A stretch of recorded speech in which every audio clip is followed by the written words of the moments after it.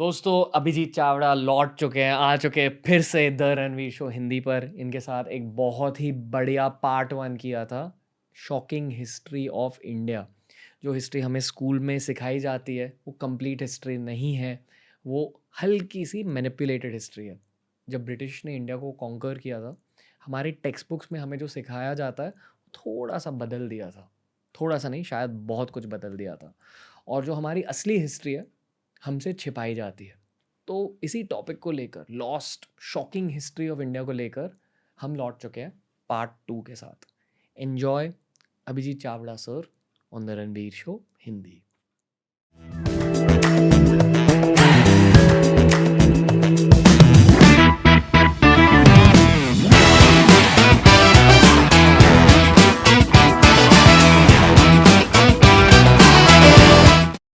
Abhijit Chavda sir नमस्ते, the Ranveer show Hindi में फिर से आपका स्वागत है। नमस्ते, thank you for having me. हमारा जो shocking history of India episode किया था वो शायद हमारा सबसे आइकॉनिक हिंदी एपिसोड बन चुका है। आज भी कमेंट्स आते रहते हैं, सीक्वल एपिसोड्स के रिक्वेस्ट आते रहते हैं, यही है वही sequel episode. Firstly sir congratulation on your own podcast. Thank you very much. बहुत for lack of a better word फाड़ू पॉडकास्ट है। I also consume it a lot. उससे मैंने भी बहुत कुछ सीखा। हर दिन आप एक एपिसोड रिलीज करते हो? हफ्ते में 5 बार कर रहा था, अभी 3 बार कर रहा हूँ। Okay, crazy. आप एस्ट्रोफिजिसिस्ट हो, आप जियो पॉलिटिक्स के अफिशिएनाडो हो, बट इन माई हार्ट मेरे लिए आप हमेशा एक हिस्टोरियन रहोगे। I love your astrophysics side. पर जितनी हिस्ट्री आपको पता है इंडिया के बारे में, I have not met too many people who know that. पिछले एपिसोड में हमने top 10 quick pieces of history किए, ये मोर टॉप 10 है। I would like you to highlight some cool parts of history that are lost, जो history हमें school में नहीं सिखाई जाती सर। फिर से 10 पॉइंट्स। पहले आई थिंक हम शुरुआत कर सकते हैं आइस एज के साथ। पहले तो सर ये समझा दो कि आइस एज होता क्या है, कूलिंग और वार्मिंग फेजेस क्या होते हैं अर्थ के लाइफ स्पैन में, और वहाँ इंडिया का क्या सिग्निफिकेंस है। तो कूलिंग और वार्मिंग अर्थ की हिस्ट्री में होती रही है। ये global warming, global cooling, climate change ये हमेशा रहा ही है, चालू ही रहता है ये, क्योंकि अर्थ का एटमॉस्फेयर, क्लाइमेट हमेशा चेंज करता है। तो कुछ ऐसे फेजेस आए अर्थ के हिस्ट्री में जब अर्थ पूरी ठंडी हो गई, पोल्स ठंडे हो गए, आइस हो गया हर जगह पे, सिर्फ इक्वेटोरियल और ट्रॉपिकल रीजन्स में पानी रहा, बाकी हर जगह सब फ्रीज हो गया। और कुछ टाइम ऐसे आए जब एंटार्क्टिका में भी पानी था। सो ऐसा होता रहता है। तो अभी इंडिया में क्या होता है कि इंडिया इक्वेटर के पास है, ट्रॉपिकल जोन में है। तो इंडिया का क्लाइमेट हमेशा even during the ice age काफ़ी प्लेजेंट रहा है and conducive to human settlement. तो इंडिया में जो हिस्ट्री है ह्यूमैनिटी की, वो एटलीस्ट 60-70,000 ईयर्स पुरानी है। जो आउट ऑफ अफ्रीका माइग्रेशन हुआ था वो सबसे पहले अफ्रीका के नॉर्थ पार्ट से, जिबूती से लेकर अरेबियन डेजर्ट में आया। उस टाइम पे अरेबियन डेजर्ट नहीं था, ग्रीन था। और वहाँ से वो ईस्टवर्ड गए और इंडिया में सेटल हुए। तो आउट ऑफ अफ्रीका माइग्रेशन वाले जो पहले ह्यूमंस थे आउट ऑफ अफ्रीका वाले, वो सबसे पहले इंडिया में अपना उन्होंने घर बनाया और फिर इंडिया से दुनिया भर में स्प्रेड हुए। इसका जेनेटिक फुटप्रिंट हमें मिला है, क्योंकि जो सबसे एंसेस्ट्रल हैप्लो ग्रुप है, जो लीनिएज है, वंश है, वो इंडियन है, मेल भी और फीमेल भी। और इसके डिसेंडेंट जो वंश है वो हर दुनिया में हर जगह फैले हुए हैं। मतलब एक जीन है जो दुनिया भर के लोगों में पाई जाती है, बट एक सिग्नेचर है, जेनेटिक सिग्नेचर। ओके, एक जेनेटिक सिग्नेचर है। एंड अगर आप उसे ट्रेस बैक करोगे तो ये पता चलता है कि एंशिएंटली वो इंडिया से बिलोंग करता था। यस, जो मेल सिग्नेचर वो अबाउट 55,000 ईयर्स पुराना है, जो इंडिया में ओरिजिनेट हुआ। और जो फीमेल है वो 60-65,000 ईयर्स पुराना है, वो भी इंडियन ओरिजिन है। ओके, सो पूरी दुनिया का मोर देन 90% ह्यूमन बीइंग्स और नॉन अफ्रीकन्स वो इंडियन ओरिजिन के हैं। लेकिन you have to go back 50-60,000 years before today. Sir तो बेसिकली मतलब एक ज़माने में आइस एज हुआ करता था। मोस्टली जो यूरोप का पार्ट था, ऑस्ट्रेलिया, नॉर्थ अमेरिका, वहाँ सा मोस्टली आइस थी, जैसे आइस एज मूवी में दिखाया गया। हाँ। तो जितने भी ह्यूमंस थे वो इक्वेटर के आसपास थे। और अफ्रीका से एक यूनिट निकला ह्यूमंस का, पर्शिया में सेटल हुआ, इंडिया में सेटल हुआ। इंडिया में बहुत देर तक रहे शायद। और जब आइस एज कम होने लगा, जब वो आइस मेल्ट होने लगी, तो फिर इंडिया से और दूसरी जगह जाने लगे? आई थिंक क्या हुआ था कि जो आउट ऑफ अफ्रीका माइग्रेशन हुआ था वो अबाउट 70-75,000 ईयर्स आज से पहले हुआ था। उस टाइम पर शायद आइस एज नहीं था। जो Okay. पिछला जो आइस एज था वो अबाउट 20-25,000 ईयर्स पहले का था। ओके, वो was the main ice age before today. Okay, और उस समय ह्यूमन बींग्स नॉर्थ अमेरिका में पहुंचे via land route, okay. The Bering Strait, जो उस टाइम पे फ्रोजन था, तो they could cross by foot. और फिर एक दूसरा छोटा आइस एज है अबाउट 12-13 साल, 1000 साल पहले, जब ये यंगर ड्राइस इवेंट हुआ। ग्रीनलैंड में एक कॉमेट या मीटियोर का क्रैश हुआ था और उस टाइम पे वापस थोड़ा एक आध 2000 साल फिर से आइस एज आ गया। तो ये दो रिसेंट इवेंट्स हैं, बट ह्यूमन माइग्रेशन इससे डेफिनेटली इन्फ्लुएंस हुआ है, लेकिन इंडिया में उसका इफेक्ट कम हुआ था। बट बेसिकली मतलब मेन पॉइंट ये है कि इंडिया में बहुत लोग थे और वहाँ से हर जगह चले गए। हर डायरेक्शन में गए, यस।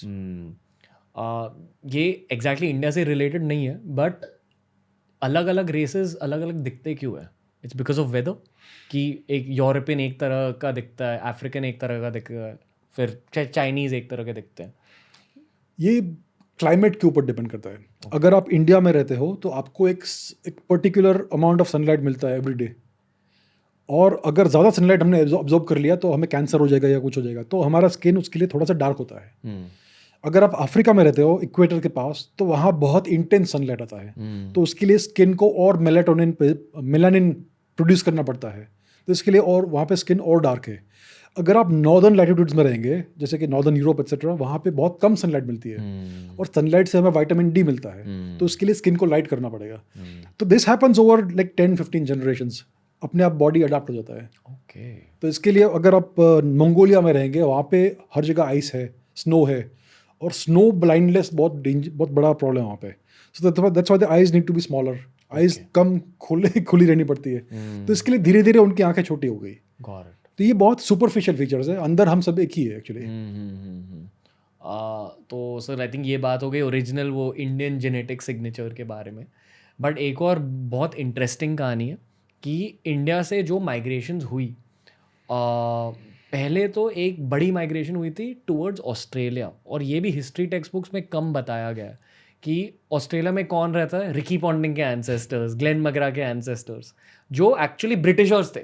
ब्रिटिश ने वहाँ I believe jail open air jail बना दिया था ऑस्ट्रेलिया को। ओके, मतलब जो उनके जो कन्विक्ट्स थे, कन्विक्ट्स, हाँ, उनको देश से निकाला और ऑस्ट्रेलिया में भेज दिया कि आप वहाँ पे जाके रहो, आप कभी वापस नहीं आओगे।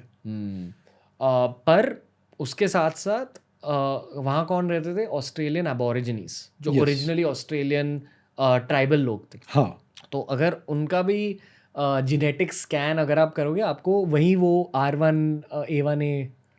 तो ऑस्ट्रेलिया के जो अबोरिजिन्स है वो ओरिजिनल इनहैबिटेंट्स है ऑस्ट्रेलिया के, वो कम से कम 50-60 हज़ार साल से वहाँ पे रह रहे हैं। वाओ। अभी उनका अगर हम डीएनए और जेनेटिक प्रोफाइल को स्टडी करते हैं तो क्या मिला है हमें आज रिसेंटली कि अराउंड 4,500 ईयर्स बिफोर टुडे उनका जेनेटिक प्रोफाइल चेंज हुआ, उसमें इंडियन जेनेटिक्स का एंट्री हुआ। तो आज आप अगर किसी भी एवरेज ऑस्ट्रेलियन अबोरिजिनल पर्सन को देखेंगे, उसका डीएनए टेस्ट करेंगे, तो उसमें अप्रॉक्सीमेटली 12% डीएनए इंडियन ओरिजिन है, not north Indian, south Indian, just Indian. तो अराउंड 4,500 साल पहले क्या हुआ कि इंडियन लोग इंडिया से निकले और ऑस्ट्रेलिया पहुंच गए शिप्स पे, शायद मोस्ट लाइकली शिप्स पे, क्योंकि लैंड रूट बहुत लंबा है। It is much easier to travel by ship, और इंडिया में नेवल कैपेबिलिटी हमेशा से थी, क्योंकि ऋग्वेद में भी बड़े बड़े शिप्स की बात की गई है जिसके 100 ओवर्स थे। सो इंडियंस मोस्ट लाइकली सी रूट से ऑस्ट्रेलिया पहुंचे और वहाँ पर वो वहाँ घुल मिल गए, और उनका आज भी जेनेटिक सिग्नेचर वहाँ के लोगों में मिलता है। सो ऑस्ट्रेलियन अबोरिजिनल पीपल में इंडियन डीएनए है अबाउट 12%। और उसी टाइम पर ऑस्ट्रेलिया में एक नया प्राणी आया, द वाइल्ड डिंगो, जो ऑस्ट्रेलियन कुत्ता है, वाइल्ड कुत्ता, जो इंडियन कुत्ते जैसा ही दिखता है, वही ब्राउन कलर का, मीडियम साइज्ड, इंटेलिजेंट, वही है। वो भी उसी टाइम पे आया ऑस्ट्रेलिया में, उसके पहले कभी था नहीं। और उसी टाइम पर अगर आप आर्कियोलॉजिकल रिकॉर्ड देखेंगे ऑस्ट्रेलिया का, तो वहाँ पर नए टूल्स आ गए उसी टाइम पर। सो ये सब नया टेक्नोलॉजी, नया कुत्ता, नया डीएनए सब इंडिया से आया अबाउट 4,500 ईयर्स अगो। क्या सोच के इंडिया से निकले होंगे लोग? उस टाइम पर इंडिया में सो कॉल्ड हड़प्पन फेज चल रहा था, और उसी टाइम के आसपास इंडियन जेनेटिक्स वेस्ट में भी मिलते हैं, सीरिया में मित्तानी किंगडम एक्सेट्रा। तो मुझे लग रहा है कि उस टाइम पर इंडियंस हर जगह घूमने बाहर निकले थे इंडिया से, अलग अलग डायरेक्शन में। एक तो ऑस्ट्रेलिया पहुंच गए, एक पूरे वेस्ट में पहुंच गए, सीरिया और एनाटोलिया टर्की में। शायद कोई किंगडम ने भेजा होगा, शायद किसी किंगडम में भेजा होगा, या फिर शायद इतने रिच हो गए थे इंडियंस के कहीं कहीं और जाते हैं, कुछ नया दिखते हैं। और इसका कारण क्या है हम आज नहीं जान सकते हैं, लेकिन डेफिनेटली उस टाइम पे इंडिया के बाहर बहुत सारे आउटवर्ड माइग्रेशंस हुए थे क्लियरली। मैंने सुना है कि वो जो आइस एज की बात कर रही थी हमने अभी, I don't know whether Rigveda है या कोई और एंशिएंट किताब है, उसमें बेसिकली एक डिस्क्रिप्शन दी गई है, अफ्रीका में ये था, साउथ अमेरिका में ये है। तो the question is always in my head कि उनको कैसे पता था कि साउथ अमेरिका में क्या है? साउथ अमेरिका इतना दूर है, पर ये कैसे पता कि वहाँ एक अमेजोन नाम का एक फॉरेस्ट है, वहाँ ऐसा टाइप का एक सिविलाइजेशन है? The only answer I have is कि उन्होंने शायद शिप्स डिवेलप किए होंगे and they figured out how to travel by ship. शायद इंटर कॉन्टिनेंटल ट्रैवल भी हुआ रहेगा तभी। हमारे पास एविडेंस तो है कि इंडियन लोग कहाँ कहाँ नहीं पहुँच गए थे। फॉर एग्जाम्पल इजिप्ट में अगर आप देखेंगे तो वहाँ पर 4000 साल पहले इंडियन कैटल थे, जीबू कैटल, जो इंडियन ओरिजिन कैटल है। वो कहीं और से नहीं निकले हैं, इंडिया से ही निकले हैं। अगर आप मेडिटेरेनियन रीजन में देखेंगे, वहाँ पर एक आइलैंड है, शायद संतोरिनी है उसका नाम। वहाँ पर लंगूर के पेंटिंग्स है। अब लंगूर सिर्फ इंडिया में पाए जाते हैं और ये 5000 साल पुराना सिविलाइजेशन है। तो वहाँ पर इंडिया से लंगूर पहुँच गए थे। तो इंडियंस बहुत हज़ार साल से ट्रैवल कर रहे हैं, सी वॉयजेस, लैंड वॉयजेस, मोस्टली सी वॉयजेस, क्योंकि इंडिया का नेवल कैपेबिलिटी बहुत था उस टाइम पे, टेक्नोलॉजी बहुत एडवांस था उस तरह में। So definitely it is possible कि वो साउथ अमेरिका भी पहुँचे होंगे, नॉर्थ अमेरिका भी पहुँचे होंगे। आज हमारे पास एविडेंस नहीं है, लेकिन एविडेंस नहीं मिला है इसका मतलब नहीं कि ये नहीं हुआ है। सो पॉसिबिलिटी है। और पिछले पॉडकास्ट में हमने एविडेंस की बात करी थी कि एविडेंस शायद जलाया गया है, एविडेंस शायद डिस्ट्रॉय किया गया है बाय इन्वेजन्स। तो ये भी एक पॉसिबिलिटी है of lost history. Yes sir, तीसरा point, maybe we should highlight the fact कि जो हिस्ट्री हमें सिखाई गई है वो गलत हिस्ट्री है। हमें बोला गया है कि हमारे सिविलाइजेशन की शुरुआत हुई थी हड़प्पा के साथ, हड़प्पा मोहनजोदारो के साथ 2500 ईयर्स बैक। पर अभी हमें नई हिस्ट्री मिल रही है, और जो हिस्ट्री भारतीय बच्चों को सिखाई जाती है कि नहीं हड़प्पा मोहनजोदारो से स्टार्ट हुआ था, वो कैंसिल करना चाहिए हमें कि यार ये नहीं हुआ था। और अभी आर्कियोलॉजिकल प्रूफ भी मिला है कि यार ये सब हुआ। आपके ही पॉडकास्ट में मैंने एक बात सुनी थी कि अगर आप वाराणसी की हिस्ट्री को स्कैन करोगे, बनारस की हिस्ट्री को स्कैन करोगे, तब आपको ये पता चलेगा कि बनारस और मोहनजोदारो का एज रफली सेम ही है। जब मोहनजोदारो था तभी बनारस भी उतना ही ज़्यादा डेवलप्ड था। तो would you like to highlight that as the third point? Banaras में आर्कियोलॉजिकल थोड़ा बहुत काम हुआ है और उससे मालूम पड़ा है कि कम से कम 5-6 हज़ार साल पुराना है ये सिटी। और अगर आप और ढूंढेंगे तो और भी मिलेगा। नॉट ओनली वाराणसी, बहुत सारे ऐसी जगह है जो बहुत पुरानी है। अभी बंगाल के आसपास ईस्टर्न एरिया में चंद्रकेतुगढ़ नाम का एक ये रीजन है, वहाँ पर कितना कुछ मिला है। पाटलिपुत्र कितना पुराना है, पटना, वहाँ पर कितना कुछ आर्कियोलॉजिकल रूइंस है जिसको किसी ने एक्सप्लोर नहीं किया है, कुछ काम नहीं हो रहा है। लद्दाख में कुछ 11-12 हज़ार साल पुराना सेटलमेंट मिला है। हरियाणा में कुछ 9,000 साढ़े 9,000 साल पुराना, ऑलमोस्ट 10,000 साल पुराना ये हड़प्पन साइट मिला है, भिराना। और हम जानते हैं कि जो हड़प्पन ईरा का जो हमारा फेज था, उसके कम से कम 99% आर्कियोलॉजिकल साइट्स, हज़ारों हैं, उसको किसी ने आज तक एक्सप्लोर नहीं किया है, रिसर्च नहीं किया है। तो ये हम जब शुरू करेंगे तो और पुराना हिस्ट्री निकलने वाला है। तो अब हमारा हिस्ट्री कम से कम 10, 15, 20 साल पुराना है, लेकिन हमने कुछ खोजा नहीं है, कुछ रिसर्च नहीं किया। इसके लिए हम सोच रहे हैं कि सिर्फ 4-5 हज़ार साल पुराना इंडियन हिस्ट्री है। अभी अगर आप टेक्स्ट बुक्स को देखेंगे तो उसमें किसी भी टेक्स्ट बुक में इंडियन हिस्ट्री सिर्फ गौतम बुद्ध और मौर्यन ईरा से शुरू होता है, which is 2,500 years before today. तो ये सब क्या था, हड़प्पा, मोहनजोदड़ो, ये जो कालीबंगान है, बिराना है, राखीगढ़ी है, ये कितने हज़ारों साल पुराने सिटीज़ हैं, well laid out archaeological sites है। उनका जो ग्रिड सिस्टम था सिटी प्लानिंग का, वो आज के इंडियन सिटी से बेटर था। उनका जो ड्रेनेज सिस्टम्स थे वो आज के इंडियन सिटी से बेटर थे। इतना एडवांस्ड, फुल्ली अर्बनाइज्ड सिविलाइजेशन था, bigger than Egypt and Mesopotamia put together. इतना वास्ट था। और हमने सिर्फ वेस्टर्न एरिया में देखा है, सप्त सिंधु रीजन में, लेकिन पूरा इंडिया इंटरकनेक्टेड था। अगर हम ढूंढेंगे नहीं तो ये मिलेगा नहीं। तो पूरा हिस्ट्री बहुत ही डीप है हमारा। और इंडियन गवर्नमेंट ने भी आर्कियोलॉजी को फंड नहीं किया ज़्यादा अभी तक। अगर फंड करेंगे तो ये सब चीज़ें मिल जाएंगी, बट द क्वेश्चन इज कि फंड क्यों नहीं किया है? अजीब बात है कि फंड नहीं किया है। अगर आप इजिप्ट में देखेंगे तो इजिप्शियन आर्कियोलॉजी टूरिज्म का बहुत बड़ा रेवेन्यू जनरेटर है। बहुत हज़ारों लाखों टूरिस्ट को खींचता है, क्योंकि वहाँ पे इतना इंटरेस्टिंग आर्कियोलॉजी है और उसको अच्छे से प्रेजेंट किया है, उसको वेल मेंटेन किया है। अगर इंडिया में इतने पुराने और इतने मोन्यूमेंटल आर्कियोलॉजिकल साइट्स है, तो अगर उनको हम एक्सकवेट करेंगे और ठीक से प्रिजर्व करेंगे और शोकेस करेंगे तो लाखों टूरिस्ट आएंगे इंडिया में भी, क्योंकि ये इजिप्ट से काफ़ी बड़ा है, इजिप्ट से काफ़ी पुराना है, किसी भी जगह से पुराना है और सबसे एडवांस्ड है। तो ये मुझे समझता नहीं कि इंडियन गवर्नमेंट क्यों नहीं करती है। करना चाहिए। टूरिज्म को बूस्ट मिलेगा। टूरिज्म सबसे पैसे की बात करता तो टूरिज्म से पैसा आएगा, है ना। आई फील कि ये होगा अगले 25-50 सालों में, hopefully, I hope so, through this podcast maybe. अगर कोई पॉलिटिशियन ये देख रहा है तो please target that.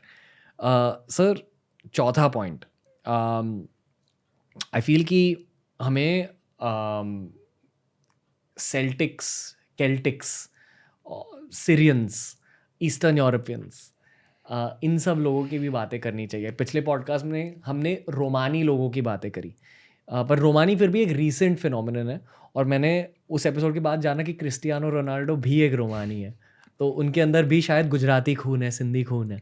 But let's talk actually about Europeans, जो असली यूरोपियंस है, जो वाइट स्किन्ड यूरोपियंस है। यहाँ तक स्कॉटलैंड और आयरलैंड में जहाँ केल्टिक कल्चर है, वहाँ तक भी इंडियन कल्चर पाया जाता है। तो ये समझा दो सर ऑडियंस को। ये बहुत पुरानी हिस्ट्री है। अभी अगर आज हम यूरोप को देखेंगे तो अनटिल रिसेंटली यूरोप एक क्रिश्चियन कॉन्टिनेंट था, लेकिन इसके पीछे एक और कहानी है। क्रिश्चियनिटी 1-1.5 साल पहले यूरोप के ऊपर इम्पोज की गई बाय फोर्स।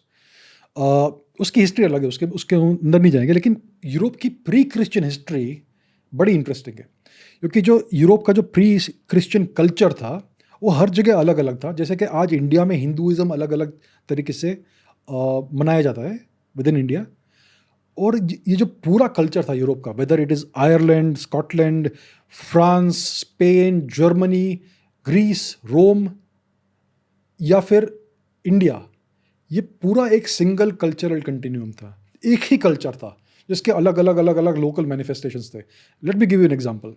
इंडिया में वैदिक समय में सबसे महान भगवान कौन थे? इंद्र थे। अभी इंद्र के 2 महान मेन हथियार है, एक तो है वज्र जिसका बोलते हैं थंडरबोल्ट, और दूसरा भी वज्र है जो है हैमर। अभी ये जो देवता है इंद्र, उसका ट्रांसलेशन हुआ ग्रीस में ज़्यूस, जो भी थंडर गॉड है और हैमर गॉड है। रोम में Zeus became Jupiter, thunder God, hammer God. Thor is a thunder God, hammer God. अभी इंडियन मिथोलॉजी में जो इंद्र है, उसने एक महान राक्षस सांप को हराया था जिसका नाम था वृत्र, क्योंकि वृत्र ने पूरे समुद्र को कब्जे में कर लिया था और पूरी दुनिया सूखी पड़ रही थी। तो इंद्र ने इस महान सी मॉन्स्टर को डिस्ट्रॉय किया। थॉर ने भी वही किया, जुपिटर ने भी वही किया, और ये ज़ूस ने भी वही किया। लेकिन सबसे पुराना भगवान कौन है? इंद्र है। तो यहाँ से ये पूरा रूट है इस कल्चर का, और ये एक हिस्सा हो गया। सो सेम कल्चर एवरीवेयर, लेकिन उसके बहुत अलग अलग लोकल मैनिफेस्टेशंस है। अभी एक दूसरी इंटरेस्टिंग कहानी है आयरलैंड की। तो आयरलैंड में एक जो फाउंडेशनल मिथ है कि आयरलैंड के जो का फाउंडेशन कैसे हुआ था, तो ये मिथ क्या है कि एक मदर गॉडेस थी जिसका नाम था Danu. She was the founder of the mythological Irish people, जो कहीं और से आए थे, और उन्होंने आयरलैंड में अपनी सेटलमेंट किया। So Danu is the river goddess, she is the pre Christian mother goddess of Ireland. अभी ऋग्वेद में भी एक दानू है, जो ऋग्वेद वाली दानू है वो भी एक रिवर गॉडेस है। और यूरोप में बहुत सारी नदियाँ हैं, डैन्यूब, डॉन, नाइपर, नाइस्टर, दुनियावेक, बहुत सारी नदियाँ हैं जिसका नाम का रूट वर्ड है दानू। और जो पुरानी स्कीथियन भाषा थी, शक लोग थे, उनकी भाषा में भी पानी का नाम था दानू। सो दिस शोज के ग्रेजुअली वेस्टवर्ड माइग्रेशन हुआ कुछ पुराने इंडियन लोग का, जो दानू के पुजारी थे, जिनको बोलते हैं आज दानव। ये लोग वेस्टवर्ड जाते रहे, हर नदी जो उनको मिली उसको दानू का नाम दिया, और eventually they ended up in Ireland. और आयरलैंड के भी foundational mother goddess, river goddess Danu है। और आयरलैंड में भी इंडियन जेनेटिक्स है, ओह ओके। R1A1A। और शायद स्कॉटलैंड में भी। हाँ, आयरलैंड स्कॉटलैंड सारे केल्टिक लोग एक ही है, एक ही एथनिसिटी के लोग हैं। तो आयरलैंड में भी है, स्कॉटलैंड में भी है, फ्रांस में भी है, स्पेन में भी है। आई फील कि ये ईस्टर्न यूरोप, आयरलैंड में कल्चरल पैरेलल्स भी है, मतलब जिस तरह से वो भी फैमिली ओरिएंटेड कल्चर होता है, बहुत सारे कल्चरल पैरेलल्स है as compare to Indian culture.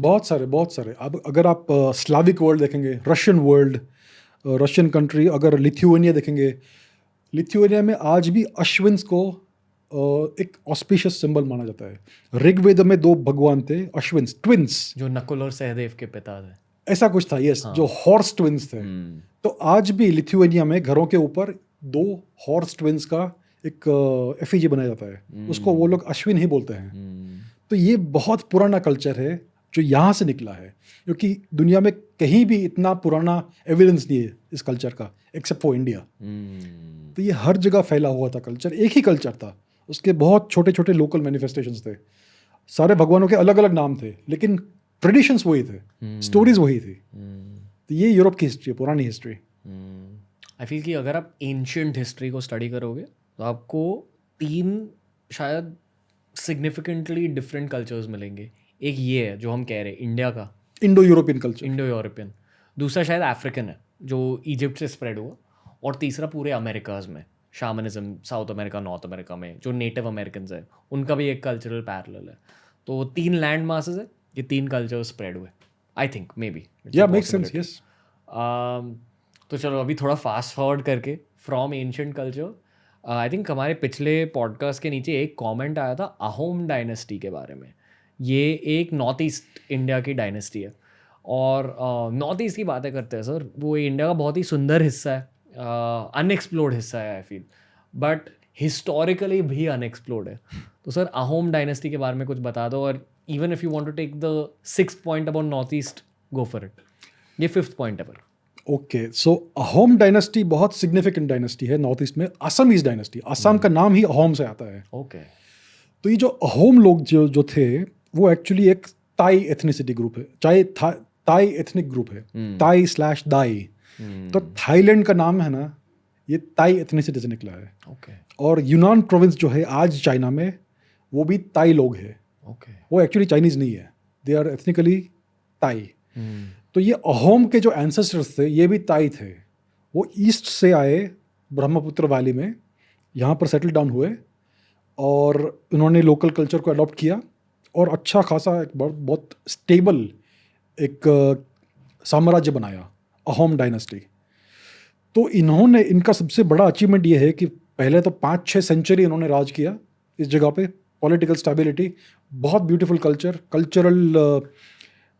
बहुत सारा कल्चरल फ्लावरिंग हुआ वहाँ पे, बहुत डिस्टिंक्टिव कल्चर उन्होंने बनाया वहाँ पे, अ मिक्स ऑफ ताई culture and Indian culture which is distinctively Assamese. और उन्होंने दूसरा सबसे बड़ा अचीवमेंट क्या किया कि उन्होंने नॉर्थ ईस्ट इंडिया को मुगलों से बचाया। ये जो मुगल थे, टर्क्स, उन्होंने बार बार इन्वेड किया नॉर्थ ईस्ट इंडिया को, बेसिकली ब्रह्मपुत्र रीजन, आसाम जो आज गुवाहाटी है, एट्सेट्रा। औरंगजेब के टाइम पे, उसके पहले भी ये अहोम डायनेस्टी ने बार उसको हराया उन लोगों को, और कभी भी मुगलों को, टर्क्स को नॉर्थ ईस्ट में आने नहीं दिया, उनको आने से रोका। तो एक बहुत महान उनके सेनापति थे लक्षित बोरफुकन, उन्होंने एक बहुत बड़ी नेवल बैटल की ब्रह्मपुत्र के ऊपर, और ये मुगल नेवल फ्लीट को उन्होंने डिस्ट्रॉय किया वहाँ पे। तो ये उनका एक बहुत बड़ा हाईलाइट है अहोम डायनेस्टी का। So they are the saviours of the north east from the Turks.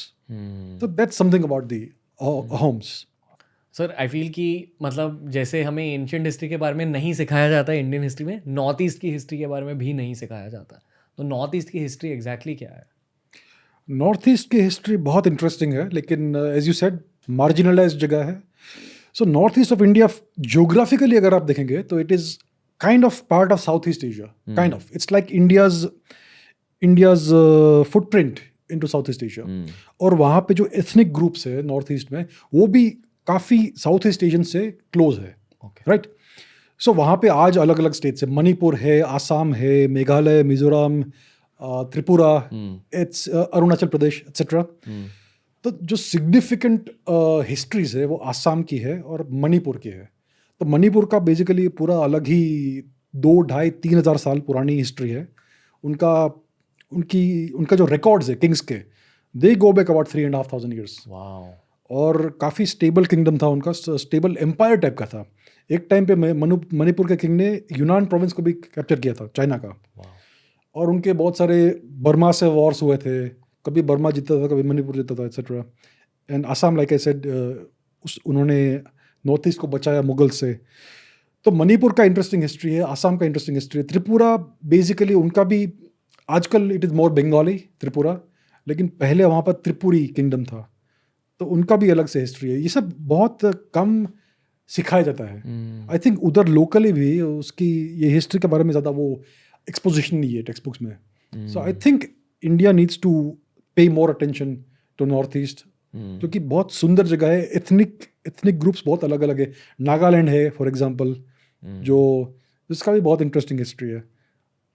उनका कल्चर पूरा बदल गया है पिछले 100 साल में, सब क्रिश्चियन हो गए हैं। पहले उनके अलग इंडिजिनस कल्चर था जो अभी अनफॉर्चुनेटली वाइप आउट हुआ है। सो काफ़ी ट्यूमल्टिवस हिस्ट्री है। सेकेंड वर्ल्ड वॉर में काफ़ी उनका प्रेजेंस था। For example battle of Kohima, battle of Imphal, जहाँ पर जापानीज एडवांस फाइनली रोका गया और पीछे धकेला गया। This is the 1940s। तो बहुत ही इंटेंस बैटल्स हुए थे between the British Indian army and the Japanese and the INA, Indian National Army, Subhash Chandra Bose. तो ये सब पिवटल बैटल्स थे सेकेंड वर्ल्ड वॉर के। The battle of the Red Hill, जिसके बारे में कोई जानता नहीं है आज, बहुत ब्लडी बैटल था जहाँ पर जापान को हार मिली थी। तो काफ़ी डीप हिस्ट्री है वहाँ की, very interesting. Sir Burma India का पार्ट क्यों नहीं है? क्योंकि आफ्टर इंडिपेंडेंस हमने जाने दिया बर्मा को। आई मीन अगर नॉर्थ ईस्ट हमारा पार्ट है तो बर्मा भी होना चाहिए, क्योंकि कल्चर तो एक ही है, राइट। अगर आज आप बुद्धिज्म बोलेंगे उसको, which is still part of Indian culture. So it was Burma definitely British India और ब्रिटिश राज का हिस्सा था। वहाँ पे बहुत सारे इंडियंस थे, बर्मीज भी इंडिया में थे। For some reason, as an accident of history, Burma को अलग कर दिया गया। और आज पूरा फिर उन्होंने काइंड ऑफ एथनिक क्लिंजिंग किया था बर्मा में। बहुत सारे इंडियंस थे वहाँ पे, सबको भगा दिया। फिर भी काफ़ी सारे इंडियंस हैं बर्मा में जो बर्मीज भाषा बोलते हैं एक्सेट्रा, जो मोस्टली रंगून में रहते हैं। और उधर हिंदूज भी है आई थिंक बर्मा में काफ़ी सारे। तो यह बर्मा होना चाहिए था इंडिया का हिस्सा, but may be I think it is not good for Burma, क्योंकि आज बर्मा में मिलिट्री रूल है। एटलीस्ट इंडियन डेमोक्रेसी होती वहाँ पे अगर बर्मा इंडिया का हिस्सा होता।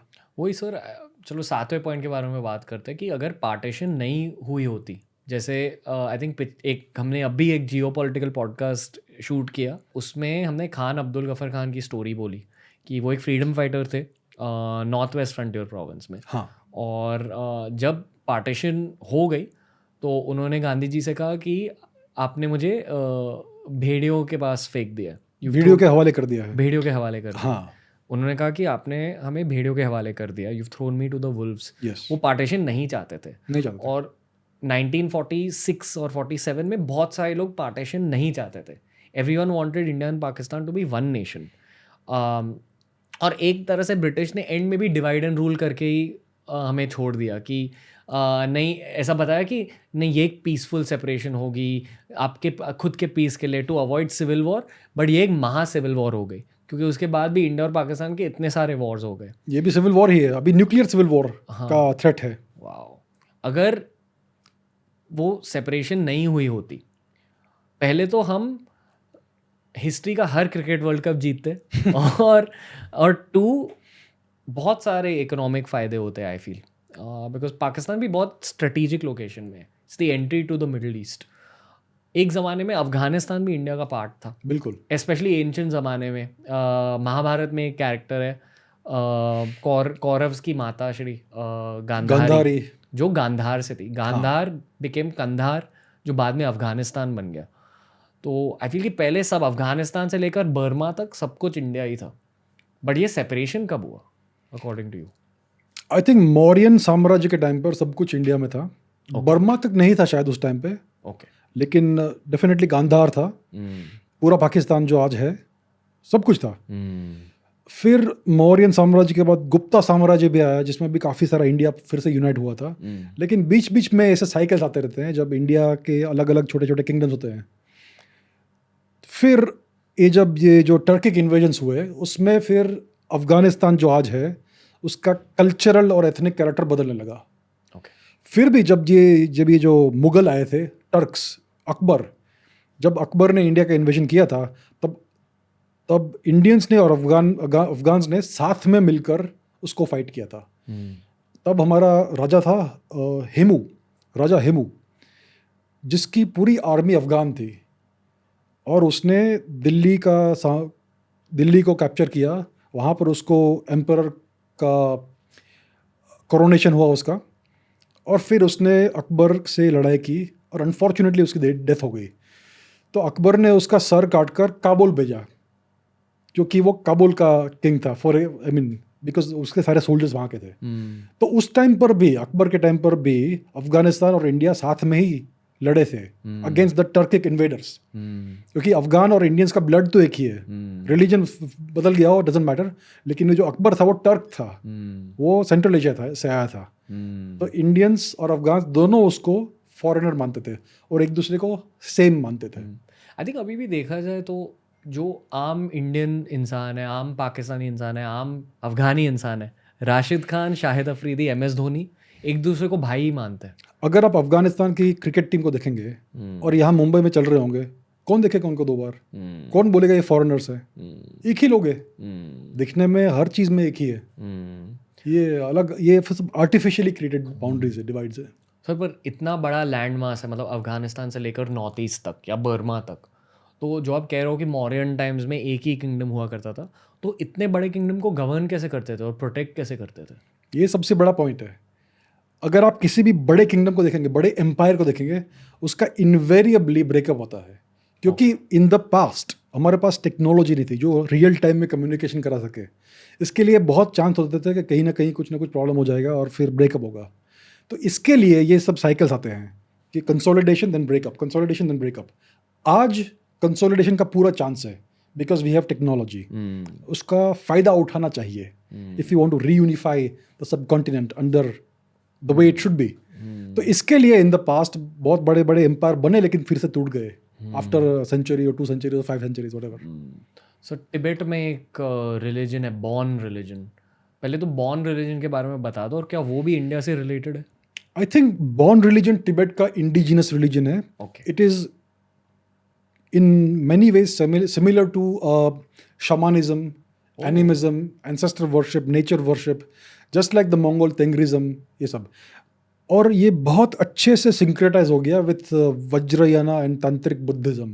क्योंकि किसी भी पॉलीथीइस्टिक रिलीजन के जो बेसिक फंडामेंटल्स है सेम ही होते हैं. कहीं भी जाओ आप, हर चीज़ को वो डिविनिटी मानते हैं. ट्रीज में भगवान है, पत्थर में भगवान है, आकाश में भगवान है, नदी में भगवान है. तो इन सब रिलीजन्स, पॉलीथीइस्टिक रिलीजन्स के सब फंडामेंटल सेम होते हैं. तो इसके लिए बॉर्न और वज्रयाना और तांत्रा सब कुछ मिलके एक कंपोजिट कल्चर बन गया तिब्बत का, जो आज दिखता है हमें. आपने बहाइज्म के बारे में सुना है, लेकिन इतना स्टडी नहीं किया मैंने. एक मॉडर्न रिलीजियस मूवमेंट है which is based on spirituality. उसका ये मतलब है कि जो बहाई टेम्पल्स होते हैं या बहाई प्लेसेस ऑफ वर्शिप होते हैं, आप वहाँ जाकर आप जीसस क्राइस्ट को भी प्रे कर सकते हो, अल्लाह को भी प्रे कर सकते हो, कृष्णा भगवान को भी प्रे कर सकते हो, आपके ऊपर है. बट अंडरलाइंग लॉजिक इज एक दूसरे को प्यार बांटो, इस दुनिया को एक और ज़्यादा बेहतर जगह बनाओ. तो लोग कहते हैं कि बहाइज्म का एक राइज हो रहा है पूरे दुनिया भर में. अच्छा. और अगर आप स्पिरिचुअल चीज़ों को भी स्टडी करोगे, वहाँ भी उसे बहाइज्म नहीं कहा जाता, पर ये कहा जाता है कि एक यूनिफाइंग रिलीजन अभी आएगा जहाँ हर कोई ये मानेगा कि हाँ, मैं हिंदू हूँ, मैं क्रिश्चियन हूँ, मैं मुस्लिम हूँ, मैं बुद्धिस्ट हूँ, मैं जैन हूँ, बट एंड में सभी लोगों के दिल में यही रहेगा कि हाँ, हम एक ही है. तो बहाइज्म का एक राइज होने वाला है अभी. Probably over the next 10 years. Okay, और भाईज़म का राइज अभी होने लगा है, कोविड की वजह से और भी ज़्यादा हो गया. अच्छा it's a religion of love, it's a religion of oneness. अच्छा अच्छा, तो शायद जो आप कह रहे थे कि पहले हर रिलीजन एक ही था, हम हर कोई एक ही कल्चर को फॉलो करता था. बेसिकली यही है कि हर चीज़ में भगवान ढूंढो, हर चीज़ में भगवान देखो. और वो सच भी है, मतलब वो आपके पीछे जो लाइट है वो भी, उसमें भी भगवान है, आप में भी भगवान है, मेरे में भी भगवान है, इसमें भी भगवान है. बिल्कुल बिल्कुल, यस. तो it's a nice thought sir. तो 7 पॉइंट्स हो गए, आई थिंक 8-9 पॉइंट्स हो गए, बट फिर भी हम 8वां पॉइंट और 9th और 10th पॉइंट डिस्कस करेंगे. आई थिंक हमें एक चीज़ हाईलाइट करनी चाहिए, और यह है ग्रेको इंडियन कल्चर. तो जैसे कि हमने कहा कि इंडिया से लोग माइग्रेट हुए हर जगह यूरोपियंस में, but Alexander the great, Sikandar वापस लौट आया इंडिया तक. बहुत इंटरेस्टिंग एंगल है ये उनकी स्टोरी पर. जो भी दुनिया को अलेक्जेंडर के बारे में पता है वो वेस्टर्न पर्सपेक्टिव से पता है. जो यूरोपियन स्कॉलर्स ने अलेक्जेंडर के बारे में लिखा, पर इंडियन स्कॉलर्स ने अलेक्जेंडर के बारे में क्या लिखा, क्या बोला, शायद कुछ भी नहीं. तो ये समझा दो सर, हुआ क्या था, और फिर ग्रेको इंडियन कल्चर की शुरुआत कैसे हुई थी. तो जब भी कोई कॉन्फ्लिक्ट होता है, कोई लड़ाई होती है, तो उसके बारे में उसमें क्या एक्चुअली हुआ था वो जानने के लिए दोनों साइड की राय देखनी चाहिए हमें. तो आज जो अलेक्जेंडर के बारे में लिखा गया है वो सब ग्रीक पर्सपेक्टिव है. अभी इंडियन पर्सपेक्टिव क्या है? तो इंडियन हिस्टोरियंस ने या इंडियन रिकॉर्ड्स में अलेक्जेंडर का कोई भी मेंशन नहीं है, एक भी नहीं है. और अजीब बात यह है कि अलेक्जेंडर का जो जनरल था सेल्यूकस निकेटर, उसके बारे में बहुत कुछ लिखा गया है इंडियन सोर्सेज में, एंशिएंट इंडियंस उस टाइम के सोर्सेज में. तो ताज्जुब होता है कि अलेक्जेंडर के बारे में कुछ नहीं लिखा, लेकिन उसके जनरल के बारे में काफ़ी कुछ लिखा. तो ऐसा लगता है कि उस टाइम की इंडियंस की आंखों में अलेक्जेंडर कुछ नहीं था, लेकिन सेल्यूकस निकेटर इम्पोर्टेंट था. क्योंकि अलेक्जेंडर की मृत्यु के बाद सेल्यूकस निकेटर ने उसका साम्राज्य का शासन संभाला, और उसने भी फिर इंडिया को इन्वेड करने की कोशिश की. थोड़ी बहुत लड़ाई की उसने चंद्रगुप्त मौर्य से, फिर दोनों की अग्रीमेंट हो गई, और चंद्रगुप्त ने सेल्यूकस निकेटर की बेटी को अपनी पत्नी की तरह स्वीकार किया, और दोनों फिर फैमिली बन गए, और उनकी अलायंस बन गई. और चंद्रगुप्त मौर्य ने उसको सेल्यूकस को 500 हाथी दिए एज अ गिफ्ट, जिसको लेकर वो फिर उसने बड़ा एक किंगडम बनाया. तो ये हिस्ट्री इंडियन सोर्सेज बताते हैं, लेकिन अलेक्जेंडर के बारे में कुछ नहीं बताते हैं. और जब ये बहुत बड़ी लड़ाई हुई सपोजिटली अलेक्जेंडर और इंडिया के बीच में, तो ये सप्त सिंधु रीजन में हुई थी. वहाँ पर तक्षशिला यूनिवर्सिटी थी हमारी बाजू में ही. इतने बड़े बड़े विद्वान थे वहाँ पर, उन्होंने कुछ क्यों नहीं लिखा उसके बारे में? तो थोड़ा आश्चर्य होता है और थोड़ा क्वेश्चन उठता है कि अलेक्जेंडर का एक्चुअल रोल क्या था. उसने इतनी बड़ी लड़ाई की थी या क्या हुआ उसका? तो एक्चुअली क्या हुआ है, और ये एक रशियन स्ट्रेटेजिस्ट है मार्शल ज़ुकोव, उन्होंने भी ये लिखा है कि मोस्ट लाइकली अलेक्जेंडर को बहुत बड़ी हार हुई थी इंडिया में, बहुत बड़ी पराजय मिली थी उनको, और वो बहुत बुरी तरह से घायल हो गए, और वापस जाकर ईरान में उनकी मृत्यु हो गई. मोस्ट लाइकली ये हुआ था. लेकिन this is the beginning of the Indo Greek era, क्योंकि अलेक्जेंडर के बाद सेल्यूकस निकेटर ने ये साम्राज्य संभाला, वो काफ़ी बड़े किंग बने. उनके मृत्यु के बाद उनका किंगडम टूट गया, क्योंकि इतना महान लीडर था नहीं उनके पास. फिर वो जो छोटे छोटे गवर्नर्स थे, उन्होंने अपने छोटे छोटे किंगडम्स बनाए. और ये नॉर्थ वेस्टर्न इंडिया का रीजन है, Gandhara, present day Pakistan etcetera. तो ये इंडो ग्रीक कंट्री बन गया. वहाँ पर छोटे छोटे किंगडम्स हुए. एक बड़े महान किंग थे उनके, मिलिंद, जिनको इंग्लिश में मिनेंडर कहते हैं, जो पहले हिंदू थे फिर बुद्धिस्ट बन गए. उन्होंने बुद्ध धर्म का एक्सेप्टेंस किया एट्सेट्रा. तो उन्होंने काफ़ी सारे डोनेशंस किए ईस्ट ऑफ इंडिया में, बिहार तक बड़े बड़े स्तूपा बनवाए एट्सेट्रा. तो ये बहुत विद्वान थे, बहुत ही अच्छे महाराज थे. मिलिंद, उनको मिनेंडर कहते हैं इंग्लिश में. तो ये इंडो ग्रीक्स है. तो 200-300 साल तक उनका ये साम्राज्य रहा, छोटे छोटे किंगडम्स इन नॉर्थ वेस्टर्न इंडिया. और ये जो गुजरात में एक जूनागढ़ नाम का एक नगर है, सिटी है, जो शायद पहले योनगढ़ कहा जाता था, मतलब ग्रीक सिटी, ग्रीक फोर्ट्रेस. तो शायद वहाँ तक ग्रीक लोग का इन्फ्लुएंस था. तो इसका मतलब ये है कि नॉर्थ वेस्टर्न इंडिया के जो लोग हैं आज, उनमें थोड़ा सा फ्रैक्शनल ग्रीक एंसेस्ट्री हो सकता है, क्योंकि वो काफ़ी टाइम तक यहाँ रहे थे। और बेसिकली ये इंडो ग्रीक्स थे, सिर्फ ग्रीक नहीं थे, क्योंकि उन्होंने इंडियंस से शादी की, विवाह किया और बेसिकली इंडियन ही बन गए। तो उनका जो साम्राज्य का जो डिक्लाइन हुआ, तो वो वापस ग्रीस नहीं चले गए, they assimilated within the Indian population. तो ये एक इंटरेस्टिंग चैप्टर ऑफ हिस्ट्री है, इंडो ग्रीक पीरियड। उनका कल्चर दिखाई देता है अकॉर्डिंग टू? उनका कल्चर इंडियन कल्चर था। ओके। जब वो आए थे तब वो ग्रीक थे, लेकिन फिर वो घुल मिल गए इंडियंस में। जब ये मिलिंद नाम के जो राजा थे, तो he was a Hindu initially, वो वेदों के बहुत बड़े ज्ञानी थे। फिर बाद में उन्होंने बौद्ध धर्म को अपनाया और वो बुद्धिस्ट बन गए। तो ये बेसिकली उनका कल्चर यही था, इंडियन कल्चर ही था ये। और सर, अगर हम ऐसे इंटरकल्चरल बातें कर रहे हैं, I think we should highlight point number 9, which is king Kanishka. फिर से हमारी हिस्ट्री टेक्स्ट बुक्स में इनके बारे में ज़्यादा कुछ सिखाया नहीं जाता, फिर भी चंद्रगुप्त मौर्य के बारे में सिखाया जाता है, पर कनिष्का के बारे में इतना नहीं सिखाया जाता। वो एक हन थे, और राइट? नहीं, कुषाण थे वो, कुषाण। कुषाण क्या होता है? Kushan are the eastern most Scythians. ये जो स्कीथियन लोग थे, वो बेसिकली एक इंडो ईरानियन लोग थे, नोमैड्स। वो जो पूरा सेंट्रल एशिया रीजन है, Kazakhstan, Tajikistan, Uzbekistan, Turkmenistan, Ukraine, ये पूरा रीजन उनका साम्राज्य था। उसको पहले स्कीथिया बोलते थे।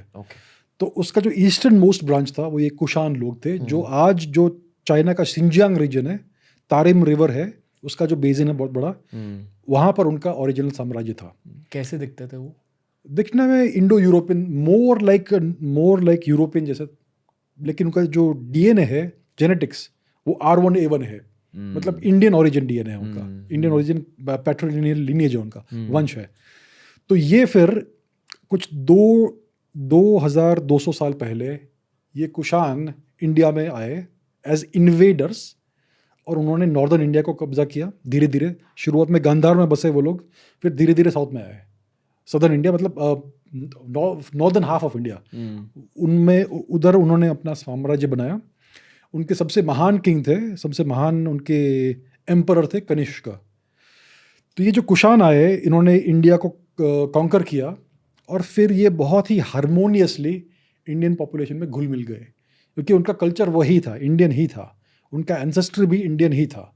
तो ये एक्चुअली फॉरेनर नहीं थे, कल्चरली और लिंग्विस्टिकली इंडियन ही थे। थोड़ा लैंग्वेज थोड़ा अलग था, लेकिन कल्चर वही था। ओके। तो कनिष्क उनके सबसे महान सम्राट थे, महाराज कनिष्क। और कनिष्क ने बहुत बड़ा एक साम्राज्य बनाया। उनके अगर आप कॉइन्स देखेंगे तो उसमें शिव भी है, बुद्ध भी है, सब कुछ है। उनका जो साम्राज्य था, वो कैस्पियन सी और अराल सी को टच करता था, और all the way up to Bihar था, पटना, पाटलिपुत्र एक्सेट्रा, पूरा गांधार था।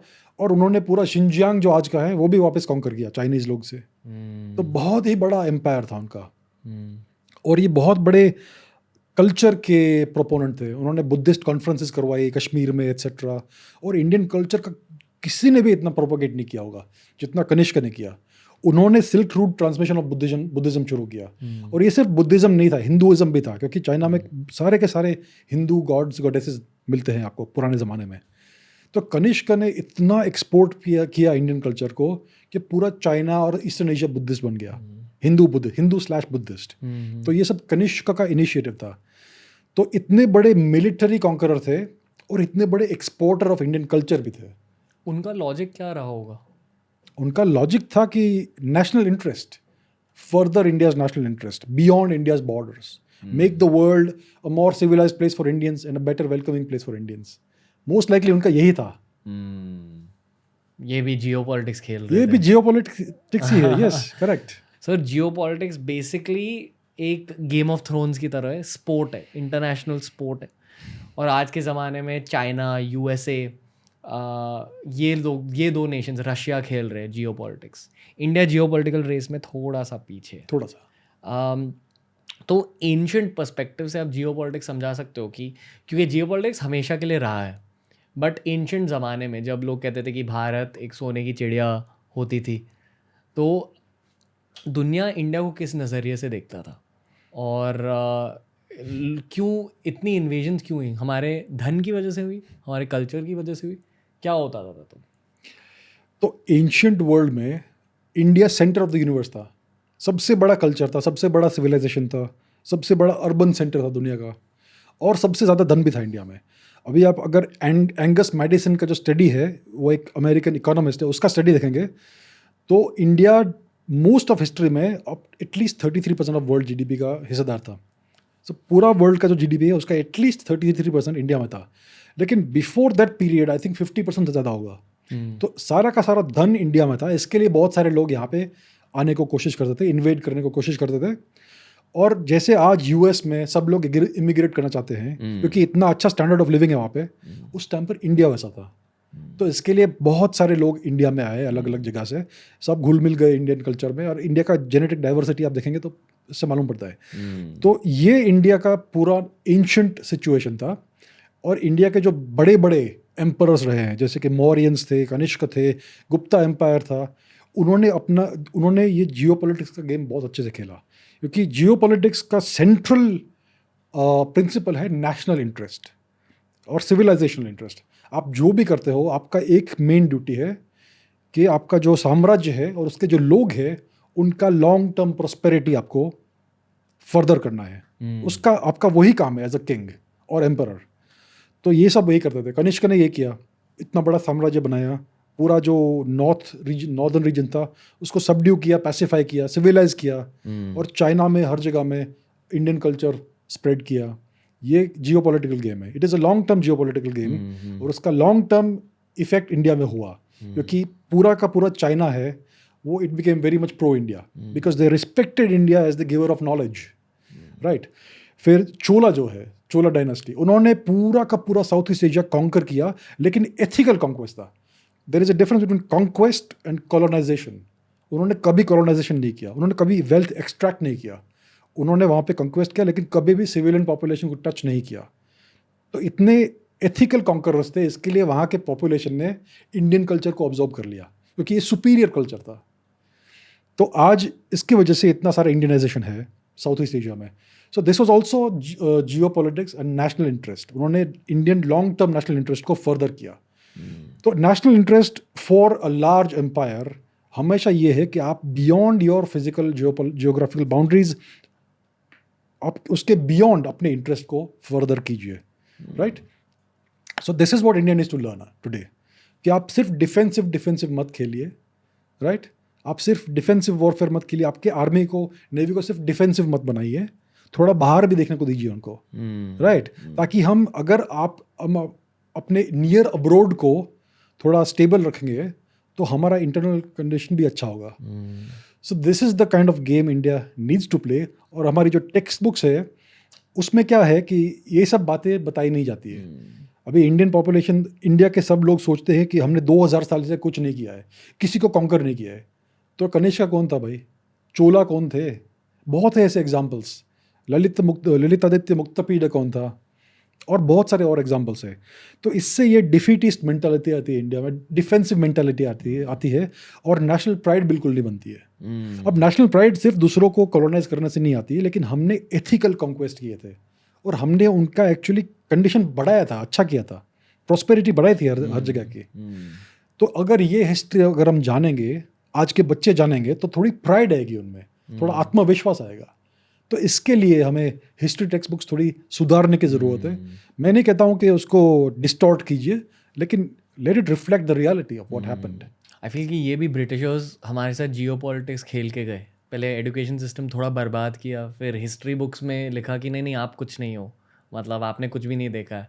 आपको एक्चुअली लोग इन्वेड करते थे पहले से। मोहनजोदारो के टाइम से लोगों ने आपको इन्वेड किया, पहले आर्यंस आए, फिर आपको वहाँ से भगाया, उसके बाद इन्वेडर्स आए, टर्किक इन्वेडर्स आए, उसके बाद ब्रिटिशर्स आए। तो आप एक इन्वेजन पॉइंट थे, बट ये सच नहीं है, ये सच नहीं है। और ये हिस्ट्री हमें हटानी है, हमें एक्चुअल हिस्ट्री सीखनी है, हमें बैलेंस हिस्ट्री जाननी है। जो हुआ अच्छा हुआ, जो बुरा हुआ, जो भी फैक्ट्स है उसको सीखना है, ताकि सारे के सारे लेसन्स मिले हमें, पॉजिटिव भी नेगेटिव भी। आई फील कि जो धन इंडिया ने पिछले 200-300 साल में खोया है वो डेफिनेटली लौट के आएगा in the form of businesses, in the form of export, in the form of tourism. पर उसे आने के लिए हमें 2 चीज़ों की ज़रूरत है। पहले लीडरशिप, जैसे कि आपने कहा, और दूसरी आत्मविश्वास। बिल्कुल और ये दोनों चीज़ें एजुकेशन सिस्टम से निकल कर आई। बिल्कुल परफेक्ट। और एजुकेशन सिस्टम से अगर नहीं निकल कर आई तो होपफुली यूट्यूब से निकल कर आएंगी, स्पॉटिफाई से निकल कर आएंगी। So Abhijit Chavda sir, thank you once again. ये हमारा हिस्ट्री एपिसोड का सीक्वल था। आई होप कि लोग हमारे जियो पॉलिटिक्स के एपिसोड्स देखें, एस्ट्रोफिजिक्स के एपिसोड्स देखें, और स्पेसिफिकली हिस्ट्री के बारे में अगर और कुछ जानना है, फर्स्टली आप सर का पॉडकास्ट चेकआउट कीजिए, और सेकेंडली जो भी क्वेश्चंस है ट्विटर पर भेजते रहिए, right in. We will stay active, I guess, on TRS, on the Abhijit Chavda show. Thank you, guys. Sir, any parting note? Just try and learn the real history of India, that's it. और बहुत कुछ है, हमने और सारा information online available है, अगर आपको मालूम है कहाँ ढूंढना है, सब कुछ मिलेगा। Abhijit Chavda sir, thank you again for being on the Ranveer show Hindi. Thank you for having me, thank you. दोस्तों, तो ये था एक और history special Abhijit Chavda sir के साथ। ऑफ कोर्स चावड़ा सर लौट कर आएंगे इस पॉडकास्ट पर मैं ये भी जानना चाहता हूँ कि आप और कौन से हिस्टोरियंस को इस पॉडकास्ट पर देखना चाहेंगे। अभिजीत चावड़ा ने हमारे साथ इंग्लिश में भी बहुत सारे पॉडकास्ट किए हैं, उन्हें भी जाके देख लो। स्पॉटिफाई पर द रणवीर शो को फॉलो कीजिए। The Ranveer show English Spotify exclusive है, वहाँ आपको हमारी पूरी पॉडकास्ट, इंग्लिश पॉडकास्ट की बैंक मिल जाएगी।